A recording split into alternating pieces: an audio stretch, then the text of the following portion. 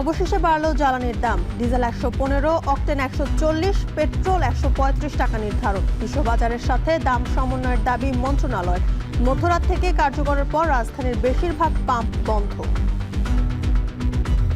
বাড়ানোটা যেহেতু এখন ক্রাইসিস চলতেছে, সেজন্য বাড়ানোটা অবশ্যই বেশি। আমরা যারা সাধারণ মানুষ যারা তেলের উপরে ডিপেন্ড করে আপনার পেশাগতভাবে চলি, ওনাদের উপরে একটা প্রেশার ক্রিয়েট হয়ে গেছে।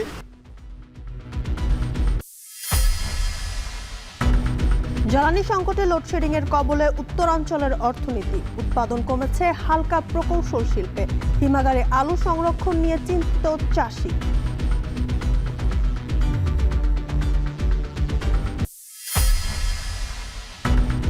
বন্ধ থাকা হরমুজে কয়েকটি জাহাজে গুলি ইরানের। ভারতীয় ট্যাঙ্কারে হামলা জেরে রাষ্ট্রদূতকে তলব নয়াদিল্লির। চুক্তি না হলে ফের হামলার হুঁশিয়ারি ট্রাম্পের। নিউমোরিং টার্মিনাল ডিপি ওয়ার্ল্ডকে ইজারা দিতে গত 2 সরকারের পথেই হাঁটছে বর্তমান সরকার। চুক্তির ব্যাপারে দ্রুতই সিদ্ধান্ত। 2030-এর মধ্যে বে টার্মিনাল চালুর লক্ষ্য।